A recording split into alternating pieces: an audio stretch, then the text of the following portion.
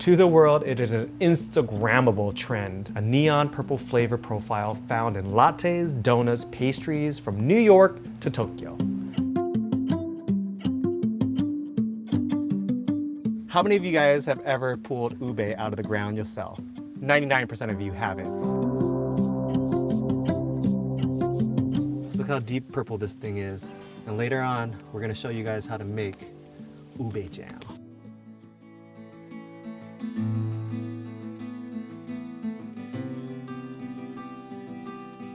In the Philippines, we have a word for the color of the soul of the soil, and it's ube.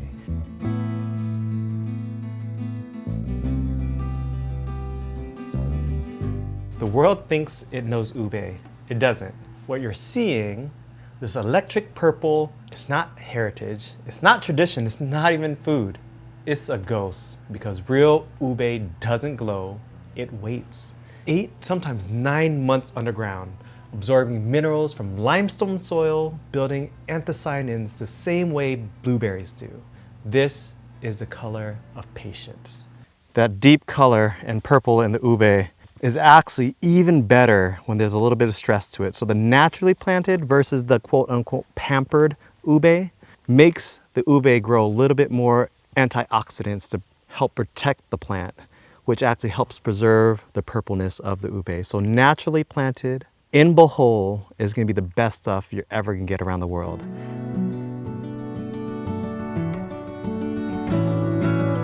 So if you ever come to Bohol or the Philippines and you find out that the ube is from where I'm standing now or in this little island, you better try some because you're gonna be tasting the best ube in the world. But this billion-dollar momentum is built on a ghost. Much of what the world consumes is a cocktail of starch, sugar, and synthetic E numbers. A big lie that mimics a heritage it has never touched. And therefore, we must peel back the synthetic layer. We're going back to the roots, where the color isn't engineered in the laboratory, but earned by the mineral-rich limestones of the Central Visayas. Globally, this tubular has become a titan, a $455 million market in just 2024, projected to skyrocket to $943 million, close to $1 billion in 2035. Recently, I got to see ube as a centerpiece of ube halaya.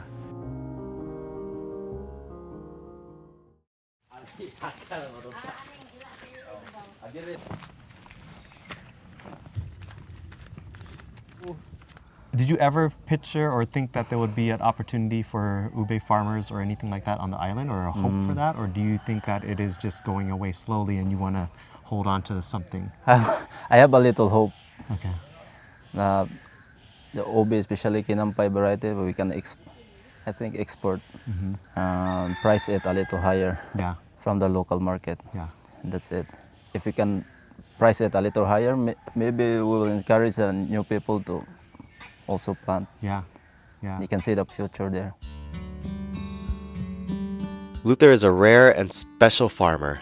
We met on the jiu-jitsu mats, and he also coaches my son in kickboxing. But what makes him special is that he's half the age of the average farmer. He has a small plot of land that provides organic vegetables and fruits for his family, but his main focus over the last few years is to learn and practice the traditional ube farming that has been done for thousands of years. We were lucky enough to spend some time with him and learn and see what his passion has produced. So you say that the buyers try to buy for 60 pesos, 60 pesos per kilo. Per kilo.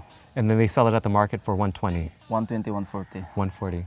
And then that's just them picking it up. So you do all the work of planting harvesting, and they just come pick it up and take it. So there's a 50% markup for 20 minutes of work versus the back-breaking labor of planting and harvesting, because this is not easy. One, you have to be super delicate, because you can't damage the outside. Yeah, the outside. Very delicate. That's why I don't sell. Yeah. We only eat it in the family. Yeah. Yeah.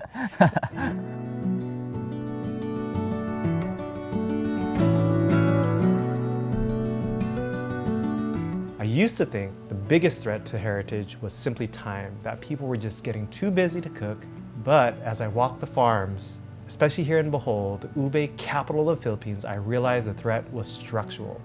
Despite being recognized by the Bureau of Plant Industry as the queen of the Filipino yams and being listed on the slow food arc of taste as an endangered heritage food, actual production of ube in the Philippines has plummeted from, this is crazy, 30 metric tons in 2006 to less than 14,000 tons today. And therefore, my perspective shifted from food to resistance. I realized that to save the ube, we didn't just need a recipe, we needed to bridge the gap between 11,000-year-old survival food to a modern global supply chain that is currently leaving the farmers behind.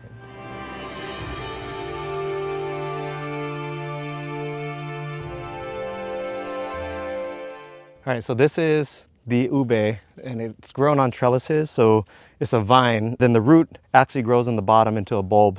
Once it starts turning yellow, and you'll see like this one right here, that's when they have signal that it is ripening or ready to harvest. And then what they do after they harvest it, this one they tried to harvest, they pulled some out, and then the vine just dies. So this is the slash and burn. So every season they'll allow the green to grow again, and these little trees will sprout out.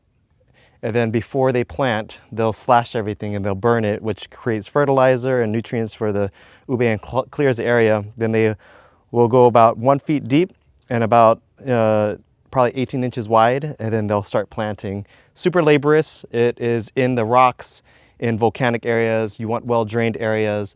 And then it takes about 6 months to 9 months, but usually around 6 months over here it can start growing. But they rotate the crops. So they won't plant in the same area 2 years in a row. They'll rotate it and they'll come back about 4 to 5 years later.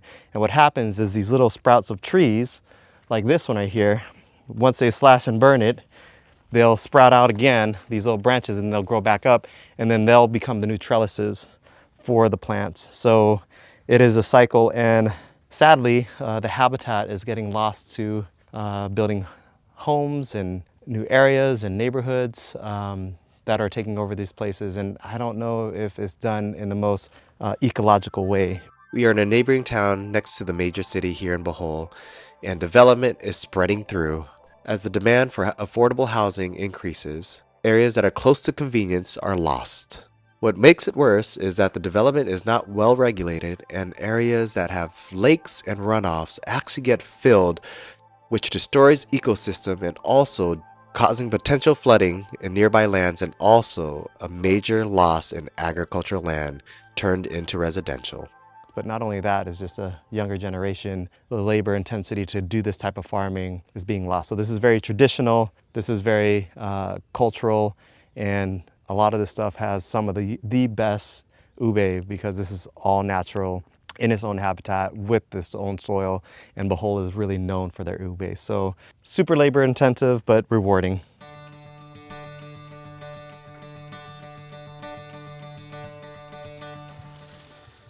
It's binangag. It's already damaged, right? But that's for you to eat today. You can try this. Yeah. Good for soup. This one doesn't grow big, or does it? Maybe two. Not 2 so kilo. big. Okay. No fertilizer. That's No it. fertilizer. That size is good. Yeah. It's already good. And so this is, what do they call this? Kabusok. Kapusok. This one is not good. Small. Very small. And that's because why? When they are small like that? Maybe we in the path, right? Yeah. They don't want to be like disturbed. Oh, okay. So if they're Always, yeah. moving too much. Maybe. Traditionally, do you do like anything traditionally before you plant and when you harvest? They follow the ocean. Oh, the tide. Oh, the tide. But I don't follow. Okay, okay. No, but that's what they do. That's when- what we do. Oh, wow. Okay. I wonder why the tide. Yeah. I don't We'll have to Maybe. look into the history.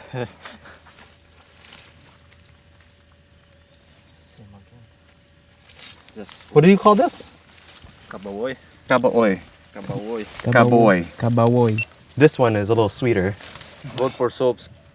Yeah. It's like the soap you put some like cornstarch. Yeah, yeah, yeah. That Almost will- like yeah. And it will dissolve. ah This one is harder. like taro plant as well. Yeah, this is Kinampay. What is this? Ah, you know, This is Kinampay, this one. See? That's This the is Kinampay. now. because it's Yes. wider. Kinampay will grow like this. More round. Yeah, yeah, yeah. All right, we got I think three different varieties of ube. So we're gonna take these back to the lab, the office, and we're gonna try different ones, and we'll let you know how they taste, different ways that they're cooked, and do a little bit more research on these. But straight from the farm that has been farmed for hundreds of years. When Luther needs a break from ube farming, he spends some time in his natural garden. Walking through abandoned rice fields, ankle to knee-deep in water, he finds a retreat from the blazing sun in his garden. It is subject to the weather, the insects, and the natural surroundings, but is peaceful and provides enough fresh and organic food for his family.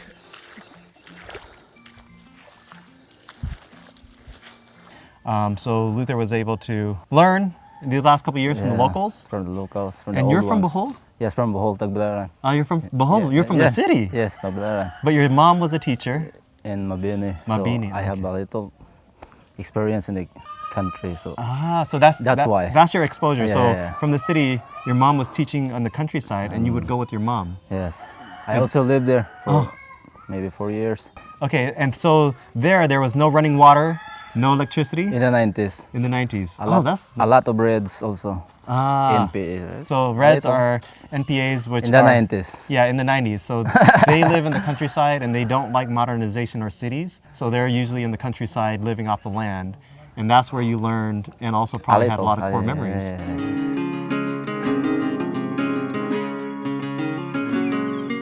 Therefore, he is our guide. He proves that the lineage isn't breaking. He is blending 19th century soul with 21st century understanding of the varietal preservation. But the tradition is dying. As the people age out, not too many young people are going to come over and take over what has been. He is the one of a very few. You think this Kinampay good for export? Oh, I think the world likes the purple stuff because the color is sexy. Yeah. But if they eat the other ones and they learn the flavor, I think you sell to specialty markets. Right. Specialty markets will pay a lot of money for Because that stuff. We don't use fertilizer and Yeah. Our aquaponics serves as the center of Visaya's first large-scale aquaponic farm, where fish and plants grow in harmony. This soil-free, water-smart system produces nutrient-rich food while using less water and fewer inputs, proving that farming can nourish people without destroying the land. That's why we're trying to do the community stuff. The other day we went to go look at lemongrass, community development for lemongrass. I think if the community knows how to plant things that are not too much labor and they have a guaranteed buyer. So we're trying to build the market first. So we're gonna be adding all the oils to the soap, all the stuff to like bug repellent. And then if we're buying right now from companies already, but if it's good, then we can use that money to help the community develop it and buy it straight from the community. Is going to be, I think people will fall in love with it around the world.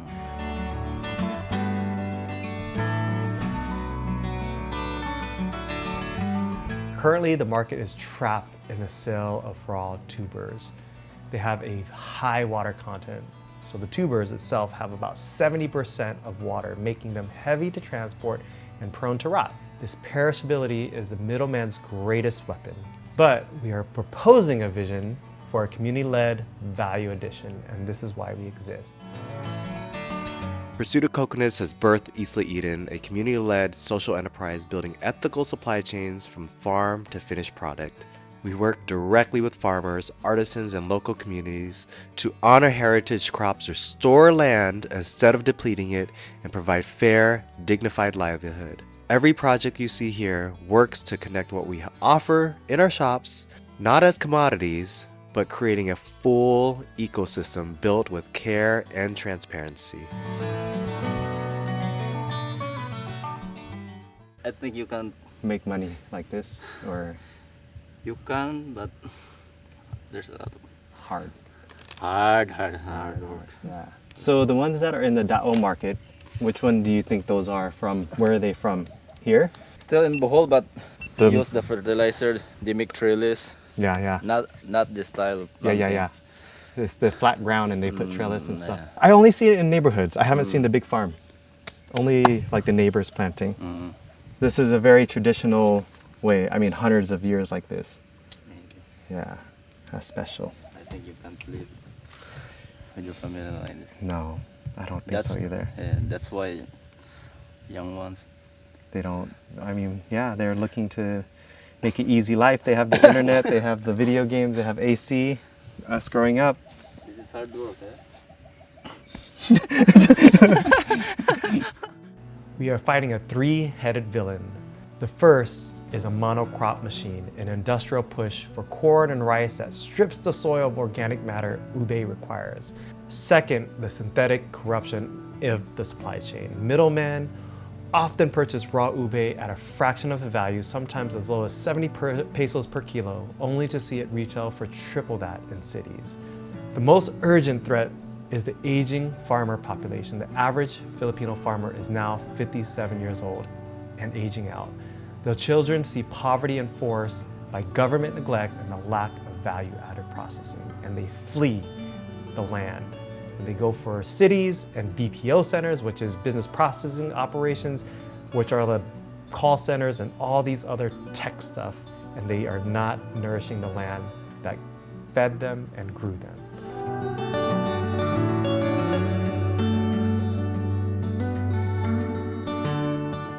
And therefore, the big lie that the farmer is obsolete and we only need imported synthetic powders to satisfy the world's appetite. That's pretty darn sad. Going around, we were told that the youth would never come back to the soil. But then, this is when we met a young farmer in the hills of Bohol. Actually, I was training on the mats with him. He does jiu-jitsu and he's a kickboxing coach. So I met him through those sports. And he is practicing a method of cultivation that has remained unchanged since the 1800s.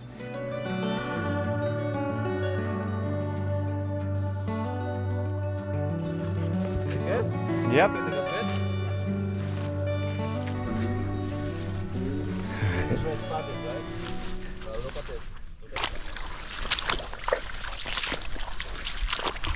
Hi guys, walking out of the forest, going to the rest spot, and what I'm getting here is that farming is not easy.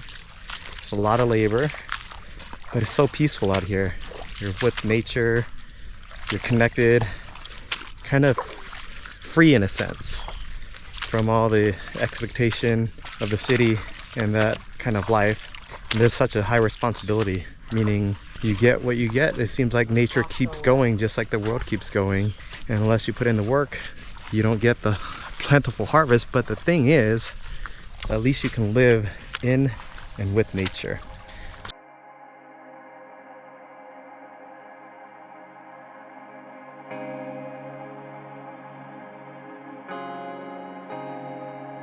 We just came from checking out that there's ube area. So there's about 3 hectares of land in the back of these hills, and this has traditionally been farmed for hundreds of years. There's actually terraces, and since the 1800s, there's lava rocks that have been placed, so that way there's no erosion. The land did not look like forest for a long time, a couple hundred years ago. This is actually a very agricultural community. This is Baclayon, where we're next to the city, and a lot of the kids here don't go into farming. But a lot of the kids here don't even eat vegetables because they live so close to the city. So why would they even plant the vegetables? And it's true. The diet over here does not consist of a lot of vegetables. If it is, it's always in soup, or what do they do? Chop suey. It's chop suey. That's it. Oh, yeah. Even, in Bohol it's so expensive. Even if families know how to grow for themselves, they save so much money because it's so expensive to go buy vegetables. Thank you, brother. Thank you, Paulina. I appreciate it. It's been a long time. I've been wanting to come here. So 1 year. Yeah, I know. Last year was really tough. Yes. Yeah.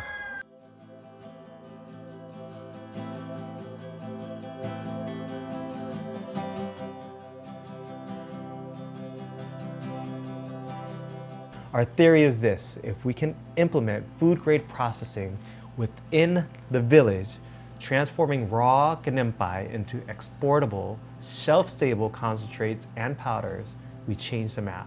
We envision products that retain its 11,000-year-old integrity, but can still sit on a shelf in a Paris bakery for 18 months. And therefore, we remove the ticking clock. By processing locally, we capture value-added profit that usually leaks out to city-based corporations or middlemen.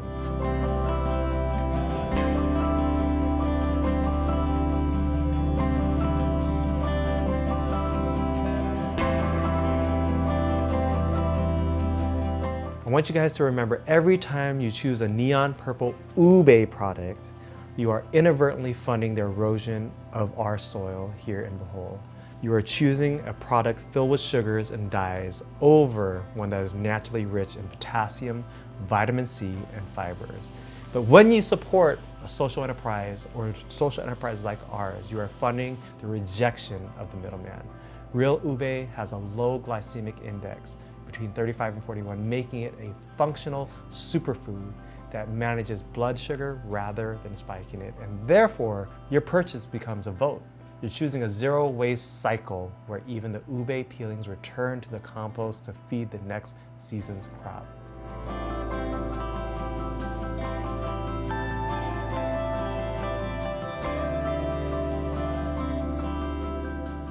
On the side of our aquaponic farm, we're surrounded by just beautiful nature, and this little hillside, we decided to plant the ube here.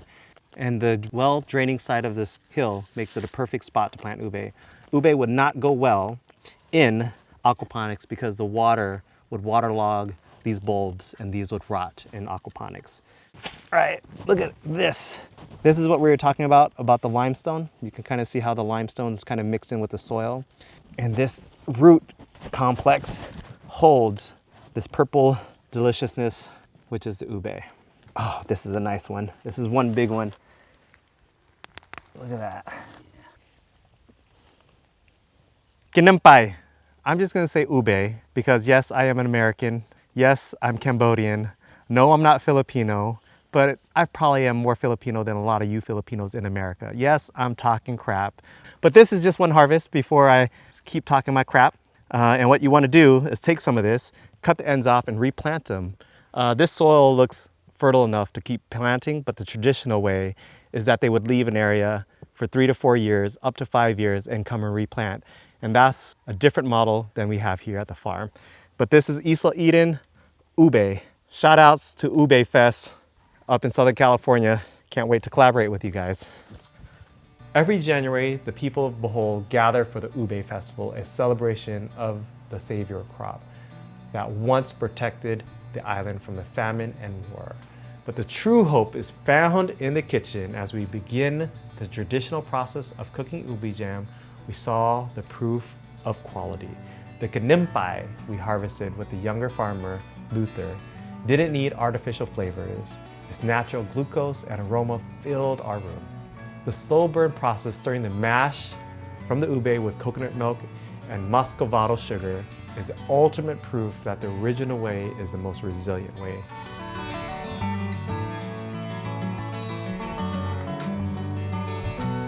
Hope is the culinary truth.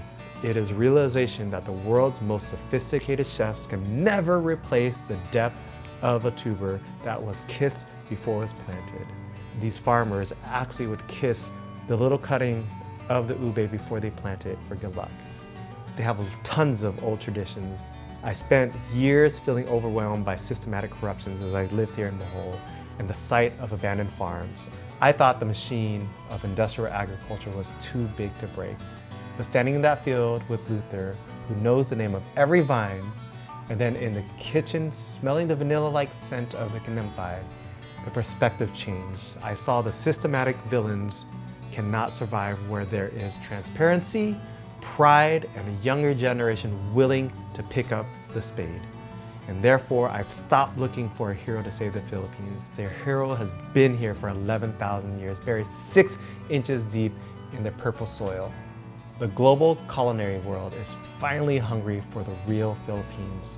Not the characters, but the authentic, resilient truth. But we cannot realize this proposal alone. We need partners who value the long shelf life of culture, not just product. We invite you to buy real, support Pursuit of Coconuts and launching our Isla Eden store. Our store we'll be using profits to create community-led export hubs of goods from the Philippines to your doorstep. Every dollar helps, every subscription helps. If you've gotten this far and you love what we're doing, hit the subscribe button. And if you want to see more of what's going on, check out our social media and also sign up for our newsletter.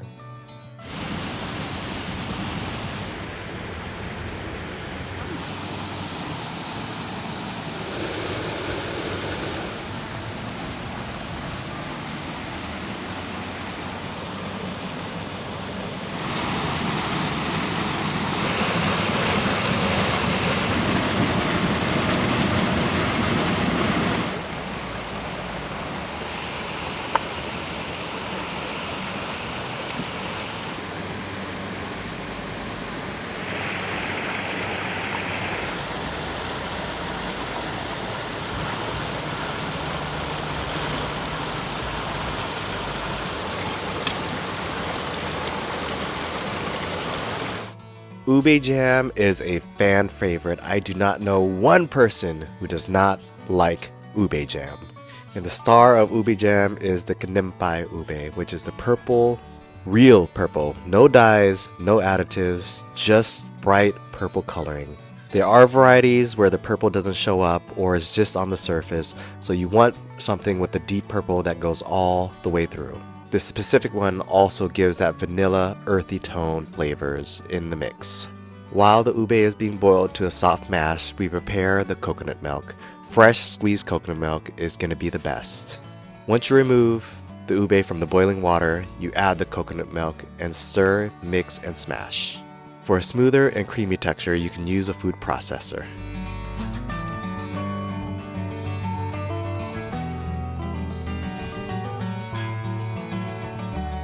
Now slowly heat up the ube mash and add the ingredients. The coconut milk that was just fresh squeezed, and we use muscovado sugar.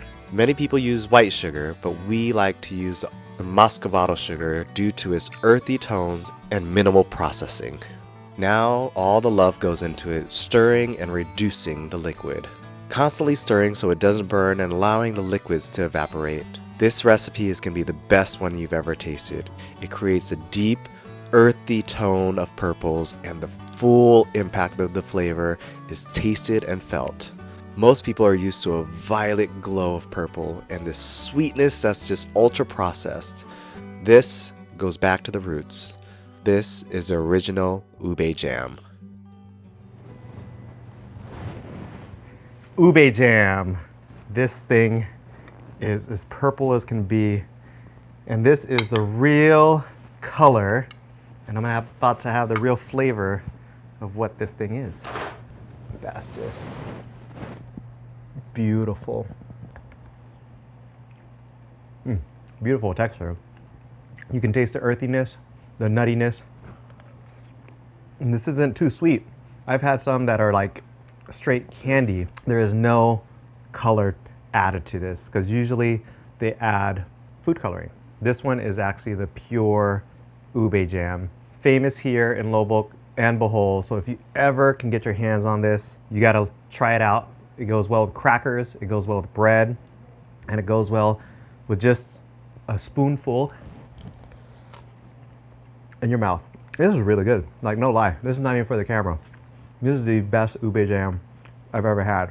Two different ubes here, and we just literally boiled them. And we've got the purple, and we use the rest of it in our ube jam, and then we've got the white. I wanted to see what the difference was between the two, and the texture in the white, I can't say more, but this is a little starchy, falls apart. The purple, and this is really nutty, like there's not like that sweet aftertaste.